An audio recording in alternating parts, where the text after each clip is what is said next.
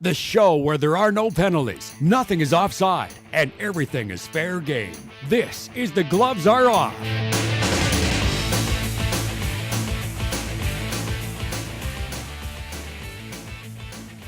Hi, welcome to this week's edition of The Gloves Are Off. I'm Moses Woldu, and I'm pleased to be joined by, as always, Greg Buchanan, the voice of the CPCA, and of course you work at the Lloyd X grounds, and got to give them a shout out as well. How are you doing? Thanks, Moses. How are you doing? Not too bad. It's been a great week for sports, and of course I'm also joined our guest, Kyle Tapp. You're also the assistant coach for the Bobcats, and you also just won recently the title, for Team Northeast in the whole Alberta Cup. So congratulations to you. Thank you, sir. All right. Well, let's start with a few things. Obviously, coaching does matter, and that's where it kind of filters down to the players. Dale Hunter did a fantastic job with the Washington Capitals. He decided to resign. He said personal issues. Is this a big blow for the Washington Capitals? Absolutely. For the first time in a long time, you had a coach that went in there and did it the right way. Dale Hunter's won. He proved that in junior. Team first.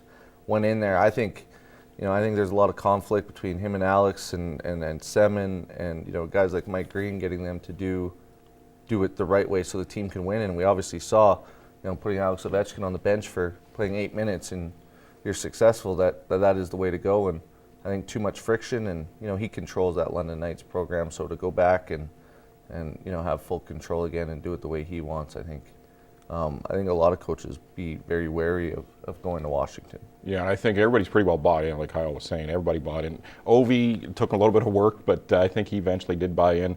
Alex Senin, he's going to be out the door anyway, so it doesn't really matter. But yeah, it's going to be tough. And you hope that somebody that comes into the Capitals organization that ever takes over from him is going to go that same route.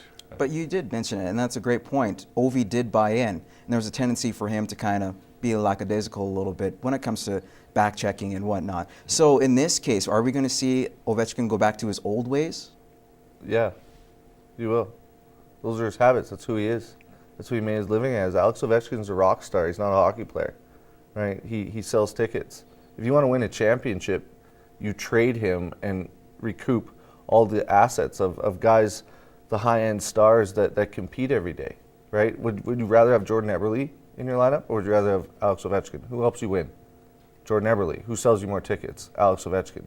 And how is Alex supposed to go out there and keep fighting or bucking the system if the team's winning? How bad does that make him look? But I think maybe did he realize something in that whole playoffs that, I've gotten farther than I have before just because I did a little more work. I did block shots. I did what I had to do. But he's got the ego. He wants to be the goal scorer. He wants to be the star on the ice every time.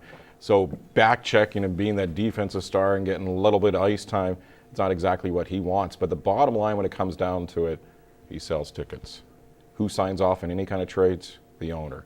What does the owner want to make? Money. Will he keep Ovi? Probably.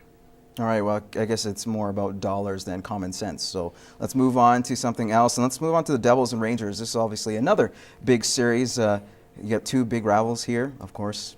Shades of 94, obviously all the history that's gone on with the Devils Rangers, the games during the regular season where we saw a plethora of fights. Let's go talk about game one. It looked like, we were just mentioning this earlier, we talk about a team controlling the play but not really doing anything much, and that's referring to the Devils in that second period. Your thoughts, was that one of the main reasons why they lost? Anytime your best player is your goalie, and Henrik Lundqvist arguably the best goalie on the planet, and you have a team that blocks as many shots as the New York Rangers do, and I think we saw that in the previous series, just to get to their net and to get opportunities is incredibly difficult. The Devils would control puck possession, but they couldn't get to the middle of the ice. And that's a perfect example. We just talked about Washington. New Jersey Devils, who are their stars? Yeah. And how do they play? And who have they beat? They just knocked out Philly, who's arguably the favorite, and not in 7 games, in 5 games, and look good doing it, right? That's a team. That's a great coach, Peter DeBoer. Right? That's a group bought into a system. It's gonna be a knock them down, drag them out series in my mind. But what happened to him in game one? They couldn't get to the middle of the ice. New York Rangers, they're committed to. They always got 4 guys in the middle of the ice. They block shots. They're incredibly committed, either because they're committed to each other or they're scared of John Tortorella. Either way, it works. And behind them, they got a great goalie. So they just weathered the storm. Rangers didn't play well. You know, bad penalty, key play, goal, and the whole game changes. And that's what I think we love about hockey is it can change like that. Yeah, you heard for the first 40 minutes of that game, the Rangers looked tired. The Rangers looked this. But you know what? After 40 minutes, it was still scoreless. The Rangers are still in the game. They waited for their chance, and like Kyle said, when they had their chances, they capitalized. And the Rangers take away shooting lanes all game long. Pretty hard to shoot to the net when there's no lanes open for you. What are the Devils going to have to do for Game 2 to kind of change things around? The power play's got to get better, but I'm sure every team in the playoffs would say that. You got to find more creative ways to get the puck to the net. Just to put your head down and start blasting and blasting. And I know coaches, we always say, you know, get the puck to the net, get bodies to the net. Yeah, that's one thing, but like you're just saying is you got to find ways to get pucks through. So whether you're putting guys off to the side or using the backboards, you got to find an alternate way. I think if they can create more off the rush as opposed to, you know, throwing pucks in and just controlling pucks down low, counterattacking a little bit more, controlling the flow in the neutral zone, have more rush attacks. They had a lot of success. They actually could have been up 3-0 very early. I think you had Parise and Kovalchuk both were part of an odd man rush that kind of just didn't go their way. So a little more of that, and they should have some success. Yeah, the Devils really worked that cycle down against Philadelphia and worked it perfection, and really Philly had no answers for it. So you see if they can work that Rangers D too. The Rangers D did look tired. That's all they talked about, the commentators, about how tired the Rangers D looked. But they seemed to get better as the game went on, though. Well, there you go. We'll move on to the Coyotes and Kings, of course, the Coyotes losing Game 1. It was pretty much, it wasn't their goalie fault, that's for sure. It wasn't Smith's fault because he stood on his head.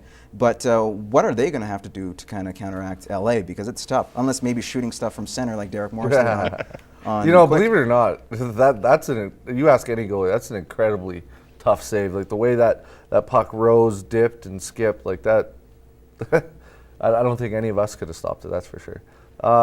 I really don't think that series is going to be competitive. I think Phoenix, just with the emotion and how much they're committed to it, and Dale Tippett's a great defensive-minded coach. I think they need to lock that series up. I think you need to get back to the early 90s, the Devils, trap it up 4 or 5 guys back, because LA's got too much firepower, too much balance.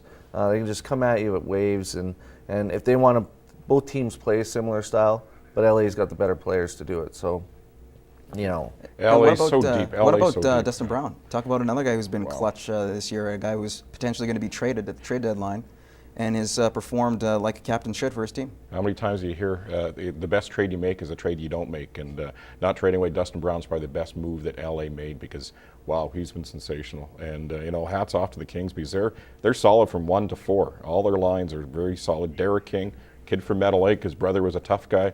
Derek's gets 2 goals in the first game, so good for him. Would you rather have Dustin Brown or Alex Ovechkin? We'll have to get to that one afterwards. All right, guys, we'll take a quick commercial break. We'll be back with more Gloves Are Off. And I'm Russian.